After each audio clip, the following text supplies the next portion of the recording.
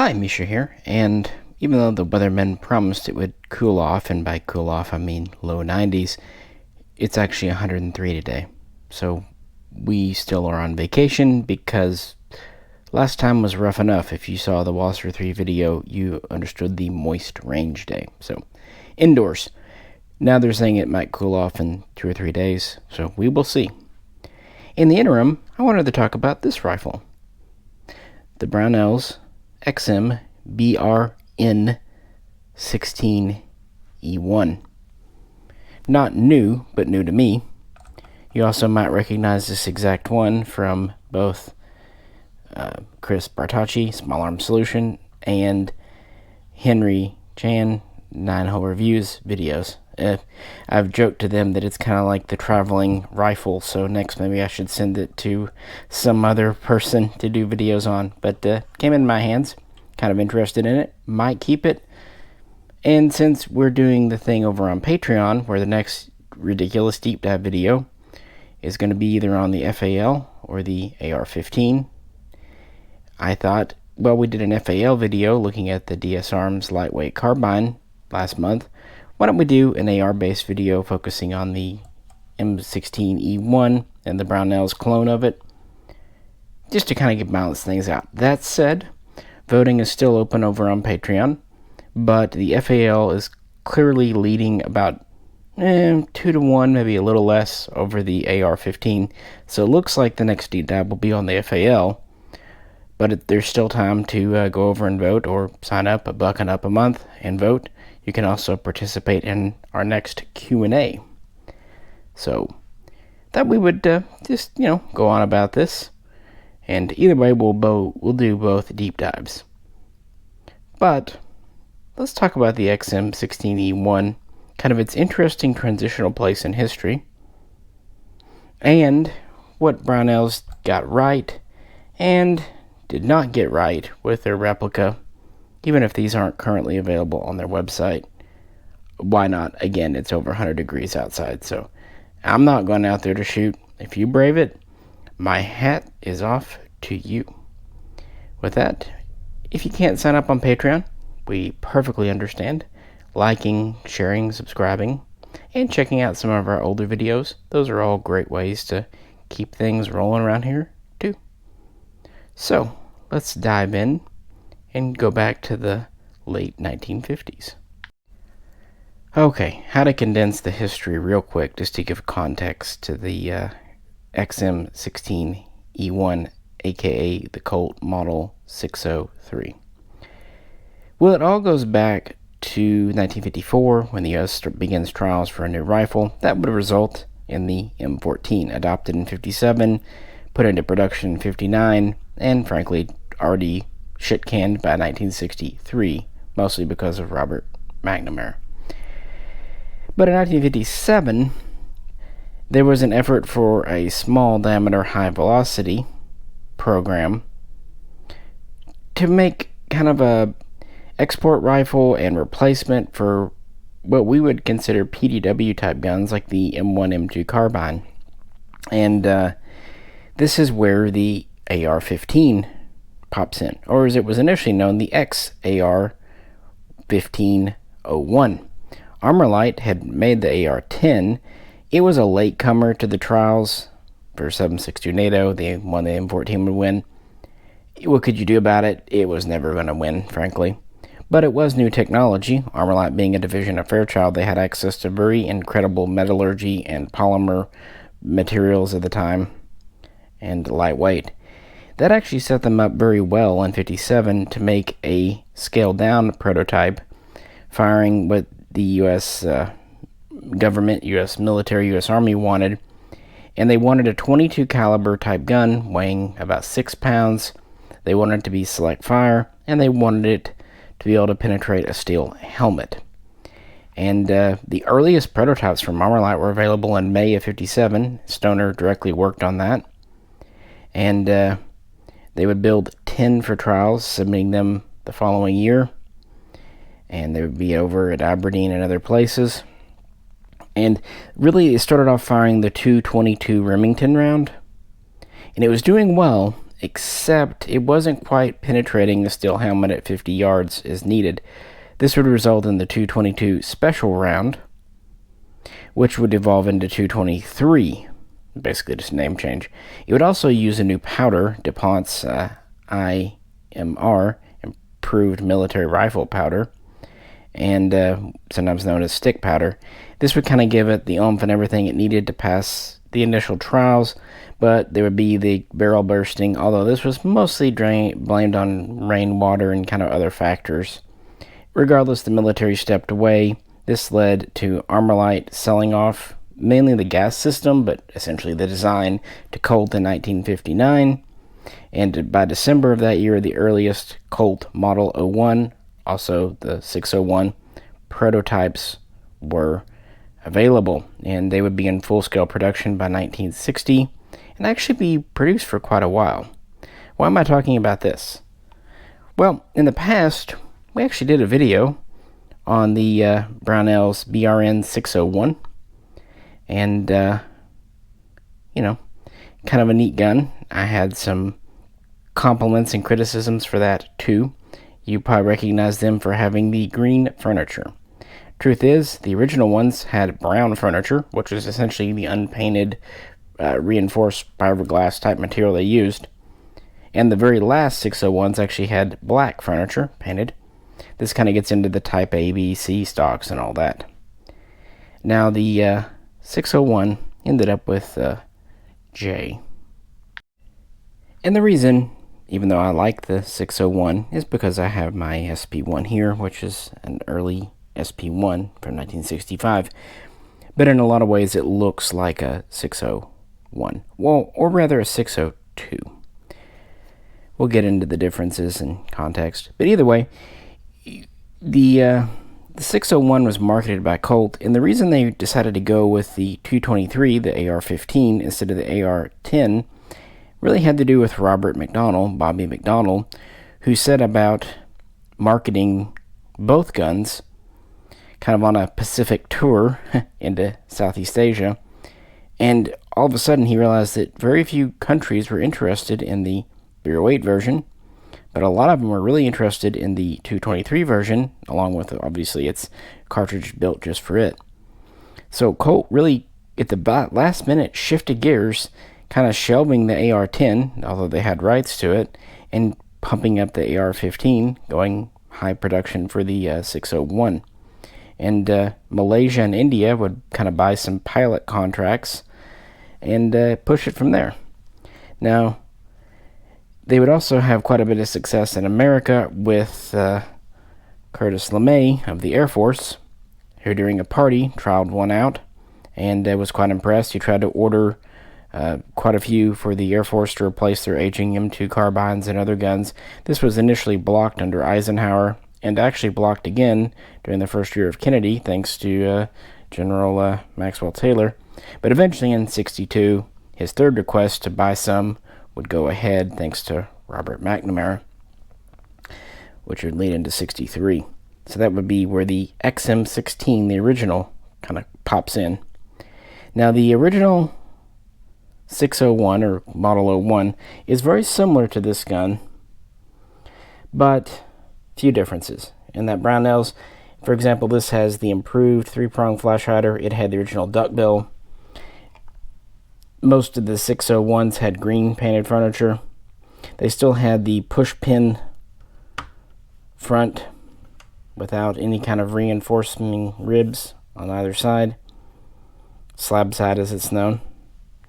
And solid body buttstock with rotating sling swivel. There's a lot of stuff. The mags are interesting. Originally, the prototypes from Armalite and the earliest Colts had a 25-round mag. Quickly, this would switch to a 20-round waffle mag. But with the 602, we would start to go to the more modern style of 20-round mag. I do have an early one somewhere around here, but I didn't have time to grab it. Another big change from 601 to 602 was the cocking handle. The original prototype, of course, had the trigger style, as seen in like the AR-10. Well, the 601 had the small triangular style back here, and of course with the 602 around that time we went to the larger style, which just makes perfect sense, frankly. And most of the other changes were practical in that way. But really the biggest difference that really distinguishes 1 from 2 is the twist rate. The 01 had the 1 in 14. In fact, a lot of the barrels were subcontracted with Winchester.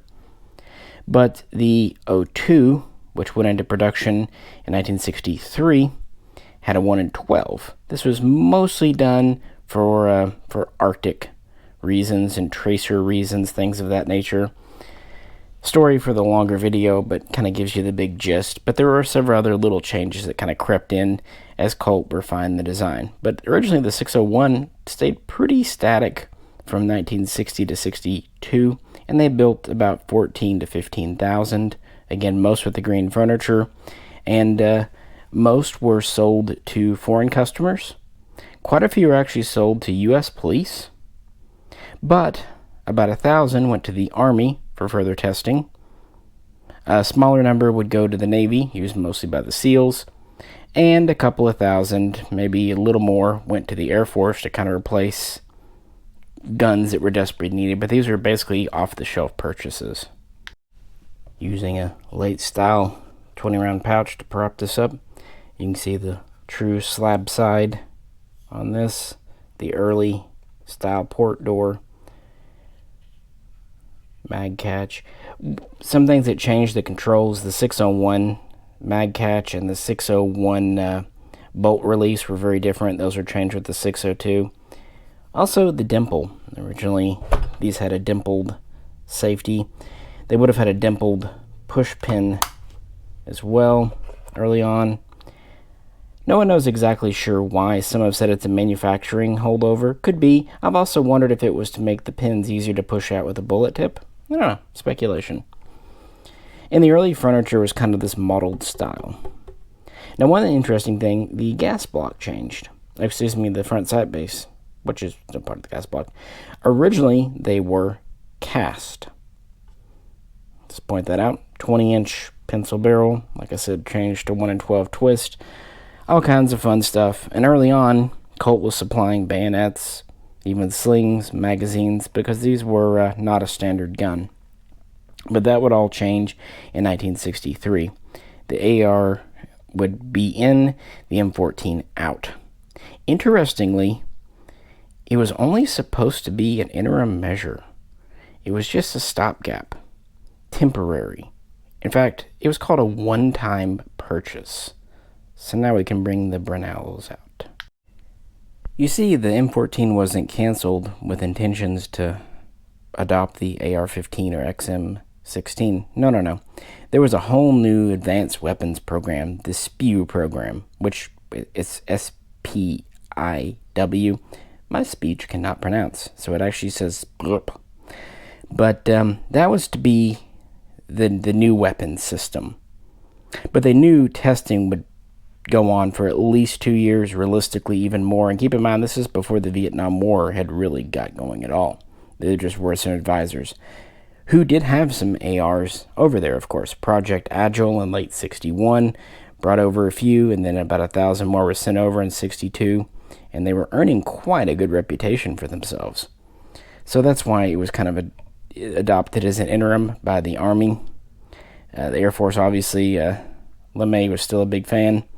So the purchase order in November of 63 was for $85,000 for the Army, which would also distribute some to the Marines, and another $19,000 for the Air Force to replace their aging guns. So, a little over $100,000 purchase order. But again, it was supposed to be a one-time deal.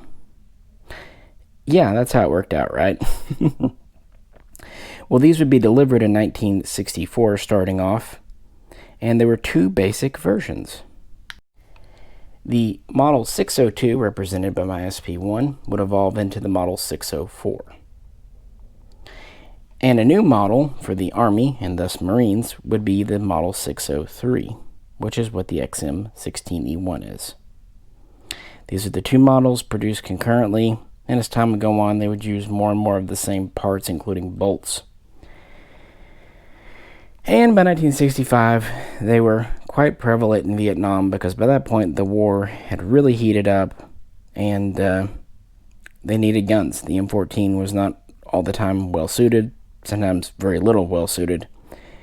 And as is famously known, one of the changes that was made last minute was to replace the IMR powder, the stick powder, with more traditional ball powder, which burned faster, hotter, to give more oomph. This is something that range and accuracy people were really behind penetration. Another change, of course, was the big difference between the 604 and the 603, the forward assist, early teardrop style. Quite famously, Eugene Stoner objected to this, Colt objected to this, and it cost the military about $5 more per gun, which may not sound like a lot, but this was 1964, and the Air Force was having none of it, so their 604s remained as slab side, but in other ways were the same. So that gets us to where we can really compare the Brownells to my SP1. Good comparison here for the most part. See what Brownells got right and got wrong.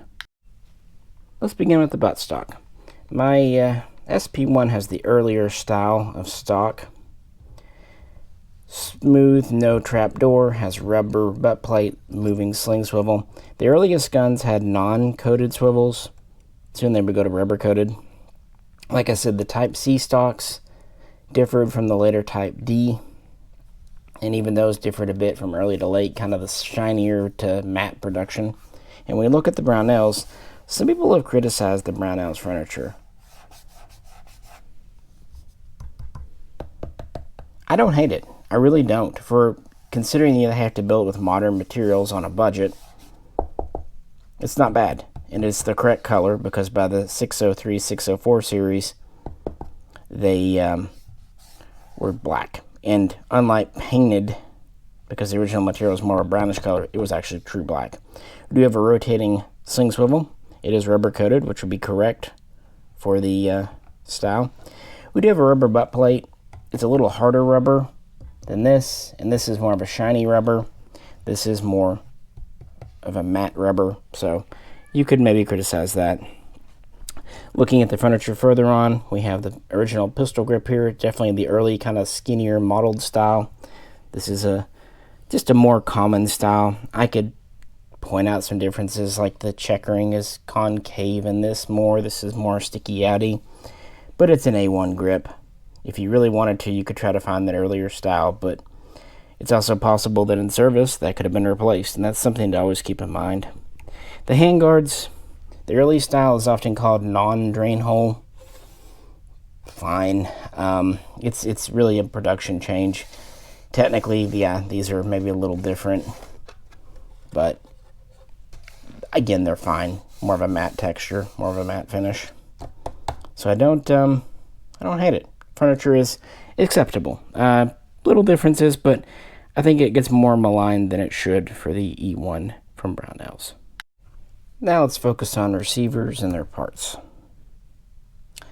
This is a slab side on the SP1 with the early style port door. With the E1, we have what's always known as the E1 lower, often called a partial fence. This is actually just a way to keep this front pin captive like the rear. On the original 601, 602, along with the SP1, you have a captive rear pin, but you have a removable front pin held in with the detent. Now, on the SP1s originally, you have a screw. I did take it out on mine and put in a faux 601 front pin. You can't use an original 601 front pin on an SP1 because it's a .230 diameter in large front versus a standard. So this is actually correct for this retained. So yeah, as I'm sure most of you know, the fence is actually more of an artifact of that. When we did the review on the 601, I pointed out that the mag catch was too modern style, but by this point we have that. Now you might want a dimpled safety, even push pin. That's up to you. Earlier E1s had those, some later ones didn't, because one thing we have to keep in mind, the XM16E1 was produced from 1964 all the way through 1966 and being received in 67 in Vietnam, because surprise, surprise, it wasn't a single-time purchase.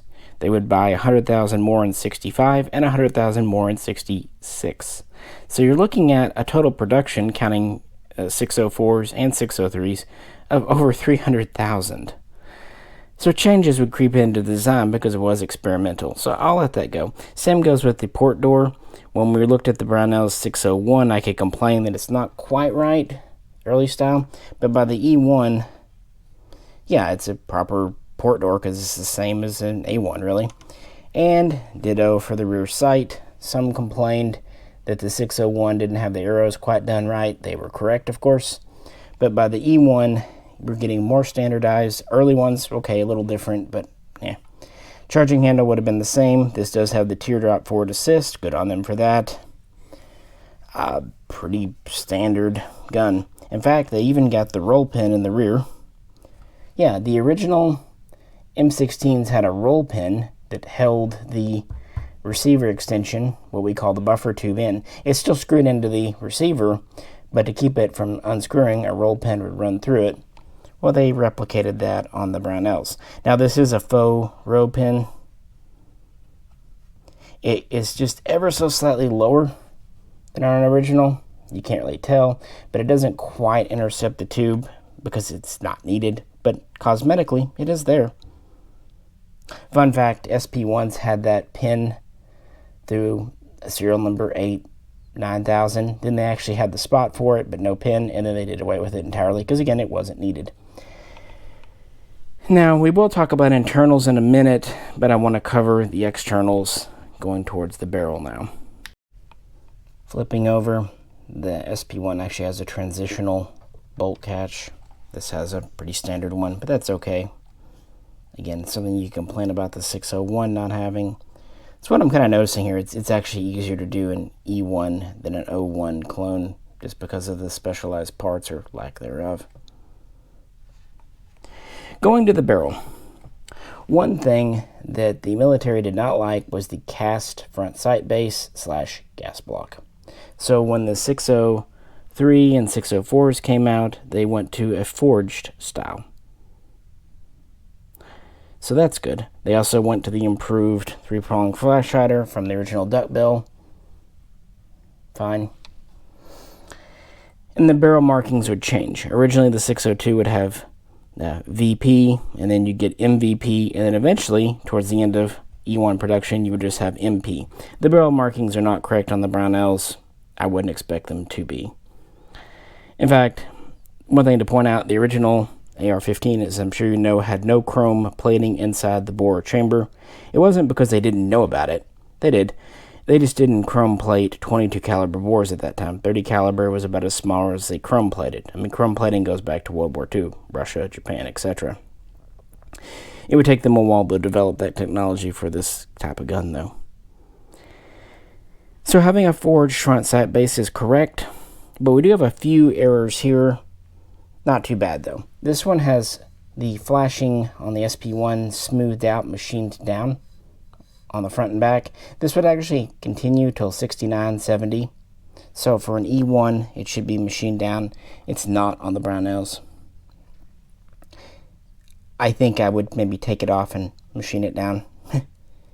Another thing, originally, the front swivel was retained with a roll pin. This would actually continue for quite a number of years before being replaced by a rivet. So this having a riveted front swivel is also not quite correct. Again, something you could easily correct, though. Finally, the front sight does not have a drain hole early on. This would be integrated into the E1 eventually, but early ones would not have it. So having a drain hole is also maybe not quite correct. And I'm trying to think if this has a rounder. Looks like the front sight post is correct, but that might have been something Chris changed out. I should also point out that the rear stock, the screw, originally did not have a drain hole. With the Brownells it does. It is a correct A1 type screw, so short, but it does have a drain hole. So if you really wanted to get correct, you'd probably want to replace that with a non-drain hole screw. So there are some things, and of course this would have the gray finish. And gray was a spectrum. It wasn't one color. Colt had a range of gray that was acceptable. So if you think the Brownells is too light, too dark, look at pictures of SP1s and XM16s and XM16E1s and XM yada yada yada. The gray does vary. So the barrel marking is not quite correct. And also this, while it is a 1 in 12 twist, that's good. While it is a 20-inch pencil barrel, that's good. It is chrome lined, which is kind of a modern standard.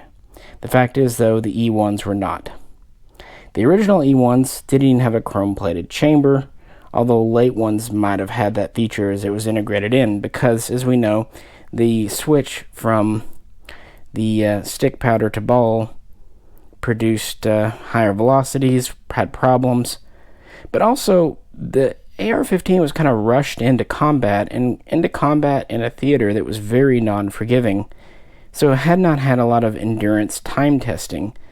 This resulted in cartridges, especially ones left in the chamber overnight in this moist, humid environment.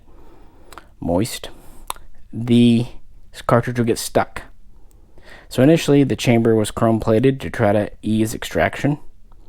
But that itself had problems because the transition from chrome chamber to non-chrome bore would actually give trouble, so eventually you would get the fully chromed bore. Originally, it would be MP, and then, of course, CMP for Colt, CMP-C for chrome chamber, CMP-B for chrome chamber bore, and in 1974, they would just go CMP chrome bore, fully written out. So, okay, the barrel is not quite correct, right twist, but it is fully chromed when it really shouldn't be on an E1. It's hard to really complain about that because it is an improvement, but if we're being really sticklers, okay, that's another thing to point out. And with that, yeah, let's look at the insides. Beginning with the bolt carrier group. The original 601, 602 had a fully chromed and slick side bolt carrier group. In fact, the only part that was originally phosphated was the cam pin. With the 603, we needed serrations for the forward assist. Originally, they were fully chromed. Interestingly, while usually the SP1s were built with leftover carts that were no longer military specification or what were the cutting edge, because Colt would send those over to Vietnam, the SP1 was the first to have a chromed bolt but phosphated carrier mix, meaning that the one actually in this gun right now is not the original. I just put it in for this video. But it wouldn't be until 1965 the government would let Colt start transitioning carriers. So here's the all chrome slick side carrier that I had in the SP1 for the video. Notice the large kind of nail retaining pin, machined pin. The original ones had a very heavy firing pin.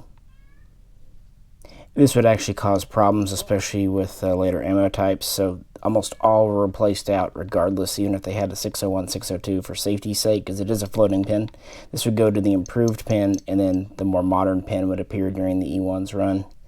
Notice the early style gas key as well. This is the one from the, where did I set it? Come in, guys. There we go. From the SP1 that it actually originally came with. Notice the early style there. It does still have the nail type pin. It is cut back slightly on the bottom to make it semi-auto. While the bolt is still chromed, the carrier is phosphated. Only the pre-production SP1s from 1963 had chromed carriers. All the production models from 64 onwards had a phosphate carrier. I don't know why the government was unsure of this.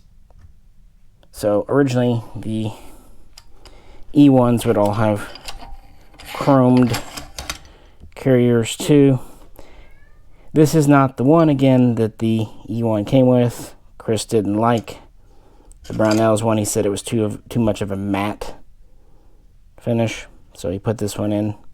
It is shinier. Notice it is cut back in the rear as well.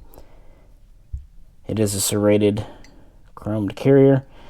It has the updated squared off key, and it has the newer cotter pin we're familiar with today. Both of these changes were introduced during the E1's run,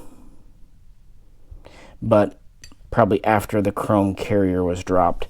So even though this isn't the original is not really super correct either. But you know, looking through the port, it's at least it's okay.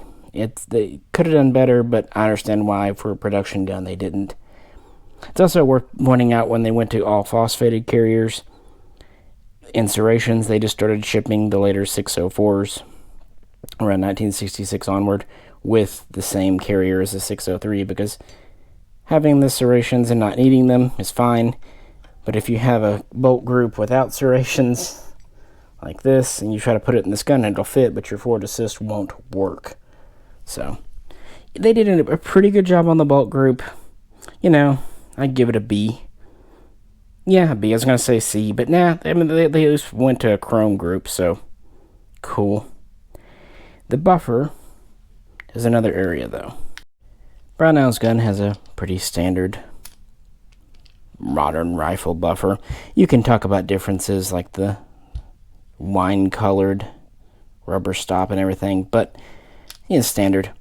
Whereas, of course, the SP1, like the early gun, has the Edgewater. A much lighter design with kind of an agitating head. This has weights that agitate inside.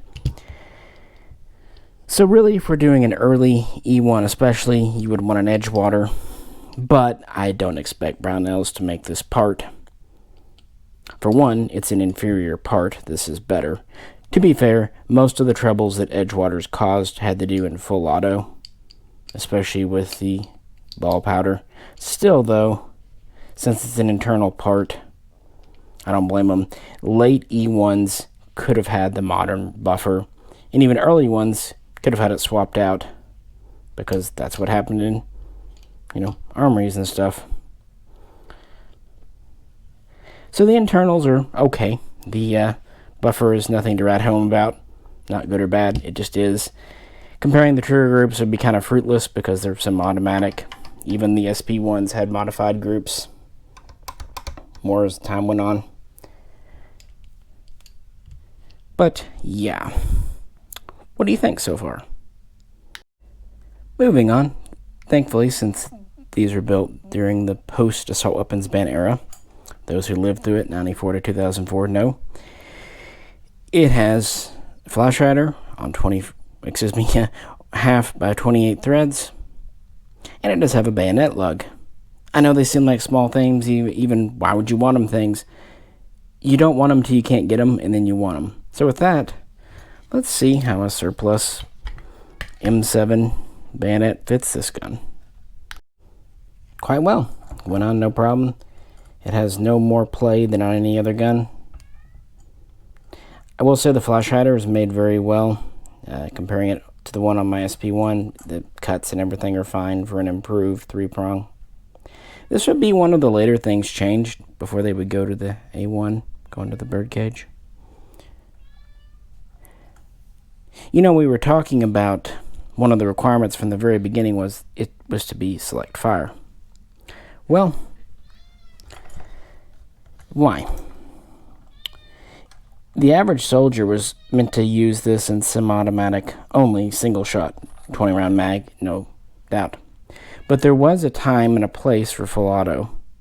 Now there were some M14A1s used as support weapons, but believe it or not, the XM16E1 and the later M16A1 were also meant to be used as a support weapon, by the addition of one part. So let's see if that fits. With the attachment of a simple clamp-on stamped steel bipod and switching from single shot to automatic, this was meant to be used as a support weapon. I'm sure you can see where it wouldn't always be the right decision, but I wanted to see if an original would fit, and it does. Now these are only really meant for the pencil barrels. They won't fit the later A2s because they're heavier here. And I also wouldn't necessarily put these on a valuable gun because they can mar up your barrel a little bit. But yeah, it does fit just fine. Here's the pouch. You know how I said some of the changes made to try to combat jamming issues? You know, early on, these are marketed, right or wrong, as kind of a self-cleaning or non-cleaning necessary gun.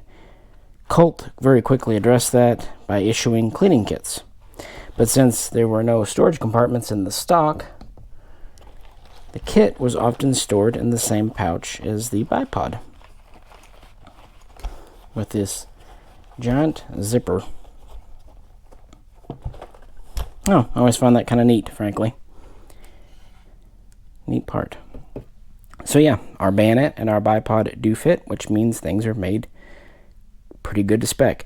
I wanted to try because early on when people started doing retro builds, which are a relatively new thing, some of the barrels would be proper pencil out front, but because they were turned down from standard barrels, they would be too thick back here to take the bipod. With that, we referred enough to the A1, so let's do a little comparison. After all, what's the difference between the XM16E1 and the A1? In a lot of ways, towards the end, not a whole lot. So now I get to bring up my A1. This is actually an original complete upper obtained from the National Guard years ago. Of course, that's why it's in black. It was refurbished and redone, but yeah, still A1. And it's of course on a reproduction semi-auto A1 lower. So we have a few differences, but a lot of the changes actually still took place during the E1 era. So if you have a 1964 E1 versus a 66, there will be differences. This was the learning gun, the X for experimental. There are some kind of general rules. For example, the 3-prong flash hider hung on really up to the end and was replaced with the bird cage. It's not as good of a flash hider, but it is stronger, less likely to be used as a crowbar, and yeah, less likely to be caught on vegetation. But I think the crowbar thing was the main reason. Yeah. The A1 would be standardized in early 1967 and start to really appear in Vietnam about 1968. And this is also when other companies would get on board making these, H&R and GM Hydromatic. This is actually why the Colt gun started getting a C, because before you didn't need to designate it was a Colt part because they were all Colt parts. But once it became official Army issue and had been accepted for all 5 branches, something had to be done to kind of make it standard. Hence the transition from E1 to A1, dropping the X. And this is really, the A1 is the culmination of pretty much everything they learned trying these out in Vietnam. By this point, 67, 68, this gun is very mature, and a lot of things had been done. Internally, we have the chrome chamber. That would actually persist into the A1 period for a while. But around 69, 70, we would get the full chrome bore. Around that same time, they would stop machining the flashing on the front sight. The drain hole would be here, of course. The barrels would be CMP B or CMP chrome bore later on. The handguards would go to the newer style, the more matte finish, which actually the Brownells replicate pretty well. I should also point out the gas tube changes. So Brownells technically doesn't have the correct bend gas tube, but that's okay. We still do have the straight slip ring. My A1 actually has an A2 port door. It was put on during a refurbishment, not by me. I thought about replacing it, but you know, the military put it on, so kind of leaving it there. But looking at the lower, E1 lower, with the roll pin, partial fence, A1 lower, no roll pin in the back, and then we have a full fence around the mag catch, because they realized, hey, protecting that from getting hit, probably a good idea. The 30-round mag did appear in the late 60s, but it really didn't become standard until after Vietnam. 20s would still kind of be the norm. A1 grip really didn't change much. Charging handle. Of course, we have the fully phosphated bolt inside. The buttstock. We often consider the solid body with the rubber butt plate and moving swivel as the E1 stock, and we consider this with the hollow compartment for a cleaning kit, trap door, and a fixed swivel as the A1. But the truth is, the first couple of years of A1 production still used the Type D stock. The Type E stock would not appear until 69, 70, even 71 in some cases. So, things worth pointing out. So as you really see, not a ton of differences. If an E1 went through an Arsenal repair upgrade program, it would get a lot of A1 features like the flash hider and maybe the newer furniture if it needed it, an updated bolt if it needed it, the Edgewater buffer replaced out if it needed it. So about the only kind of leftover when you get to the E1s that were upgraded were the lowers. That's why the E1 lower is kind of endemic of it. Just for those who aren't aware, which probably all of you are, the difference in an A1 lower and an A2, the front pin area is slimmer on an A1 and the back area is slimmer on an A1 compared to an A2. Those are things when I was first doing clones that didn't bug me, but if you do cloning a lot, you'll get more and more into the details. This one even has the seatbelt sling, which I think is cool. But, yeah, of course the A1 was the perfected E1 and would have made the standard. I mean, some units still had them during the first Gulf War, 1990, although by that point they were being phased out by the A2, which is just really an upgraded A1, which we've done a video on this year, so you can check it out if you want to. In fact, check out a lot of our older AR videos. So with that, why was I kind of wanting an E1? Maybe why would I want to keep this? Let's end there. I was bitten by the retro bug a long time ago. In fact, it's maybe what really got me into AR-15s, aside from just wanting one or two for the collection. While a lot of the newer guns don't interest me because they're commercial, I'm more of a military collector. I love the history. When the retro stuff started to really pop off, when Nodak started making receivers and uppers were available, you could also still get SP1s for a good price. I went with this one, an early one, because it's a good representation. If you get a 70s SP1, it's kind of a hodgepodge of slick side receivers with A1 features. It always cracks me up when people say, I've got an early SP1, it doesn't even have a forward assist. None of them did, not true SP1s. But I get it, it's kind of funny. I did this gun as more of a shooter, picking up an upper back when you could get a complete upper cheap. In fact, you could get E1 uppers back then. They were actually cheaper than A1s because they weren't chrome lined. It was $10 more for chroming. And I had a couple of E1 uppers, but I traded them off, gave them off to friends. Kind of regret it. And, I wasn't really looking for a Brownells, but when this one came along, I thought, I'm really interested to see. The 601 that Jay has worked really well for us. I'm actually happy with my Troy XM16E1 build. And as much as I like originals, yeah, these parts are getting high. This might make for a good shooter. Plus, I didn't have a single gun with an E1 lower. I know that sounds silly, but if you're going to have a collection, it's kind of nice.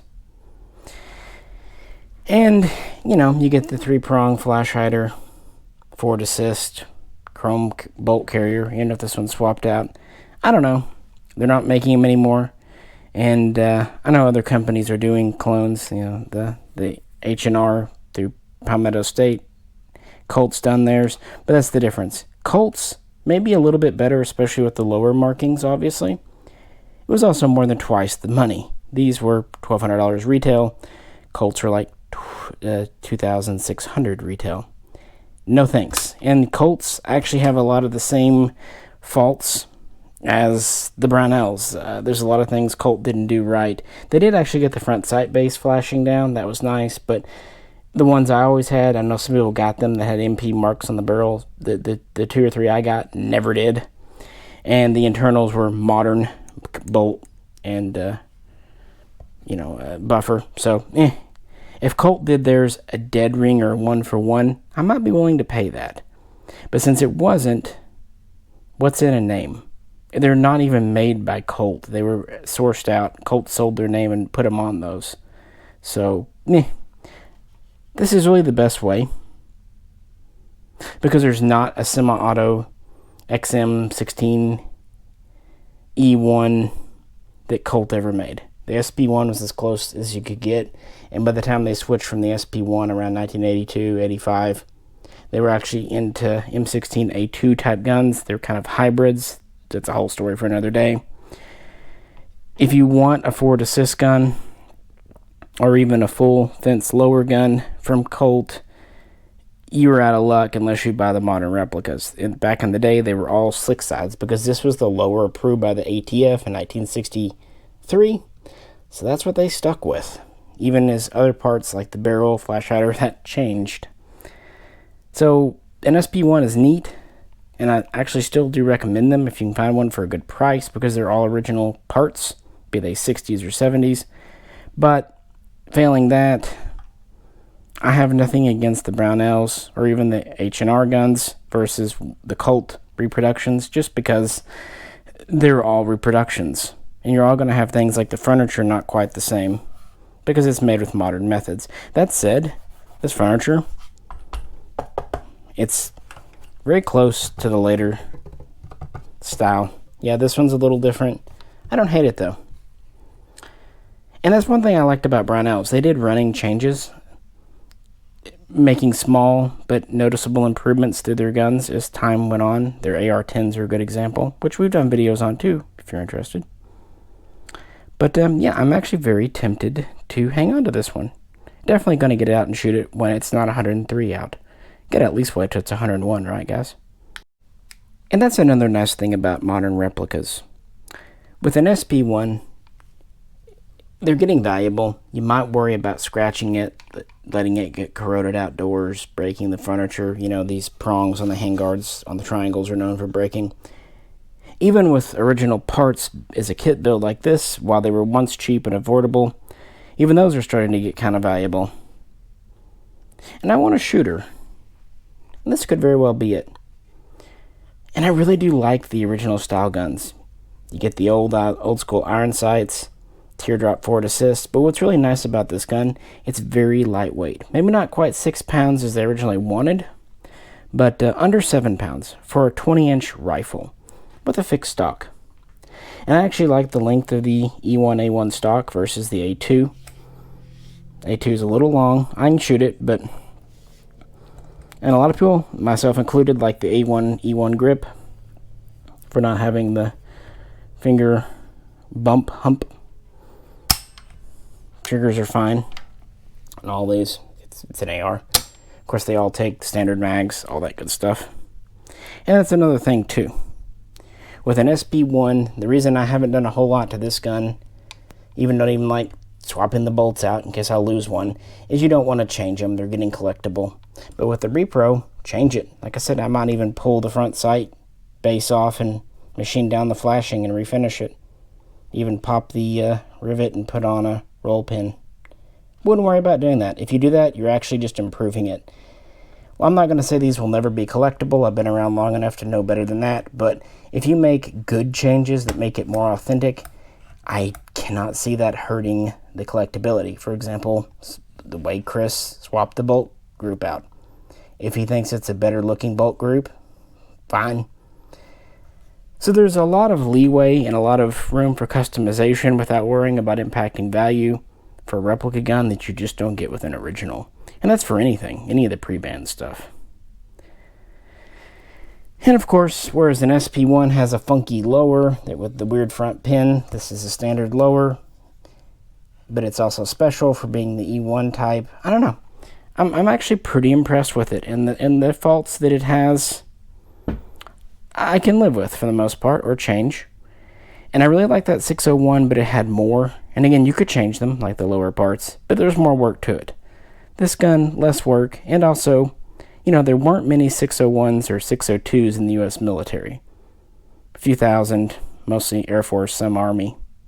But there were, like I said, 300,000 603, 604 types. Yeah. Fun fact too, the A1, for whatever reason, was still called a 603. I found that a little weird. Kind of shows you the connection, though. They're both a Colt Model 603s, just early versus late. Maybe because the 605 was already taken up, but I don't know. There you go, guys. There's an AR video for you to kind of go against the FAL we did recently. Again, if you'd like to vote on the next deep dive video, because believe it or not, this was my short version, just really focusing in on this, go over to Patreon. Bucking up a month, you can vote, participate in Q&As, ask for video requests, yada yada, talk with me. And right now, it's the FAL, which I'm actually very excited about doing. I'm even working on getting a couple different FALs to show you for that video. And we will do the AR10, AR15. It just might be a couple of months after, because believe it or not, making a 6-7 hour video, or even 3 or 4, does take a lot of time. I know, shocking, huh? So what do you think about the Brownells reproduction guns? 601, their E1, their A1, even their XM177s. Again, they're not 100% perfect, but they're priced, or they were priced well, and they are production guns, and they sold parts. So if you didn't want to, buy one they did, buy your parts and make yours and make it better. And I'm also happy when other companies like PSA, H&R do their reproductions. I hope we get back to that, because before COVID, back in 2018, 2019, the retro repro market was popping, and that was awesome. But because of supplies, parts, shortages, I understand why manufacturers had to kind of scale back to the core essentials, because, no sense making A1 type port doors when you don't even have enough A2s for your current guns. It's just kind of the way life is. But now that we're kind of getting back on speed in 2023, let's bring back the retros, guys. There's still quite a few I would love to see. Maybe return to the 601 and only doing better. A GX5857 would be a dream gun for me. That's a cool one. Look it up if you haven't seen it. Or even like an M16A1 carbine. Like a Colt Model 653. I'm sure I missed some changes between the models. Let me know in the comments what you think, any information you have. And again, there'll be more details in the deep dive. But this one just came in, as I said at the beginning. I was hoping to go out and shoot it, but it's just too hot. And I do know it's a good shooter, thanks to Henry at 9-hole and Chris. So, yeah, we'll do that very soon. With that, this is Misha, also on behalf of Fox and J-Ro and the rest, and Hobo the cat that's been meowing throughout this video. We'll all catch you very soon. Meow time.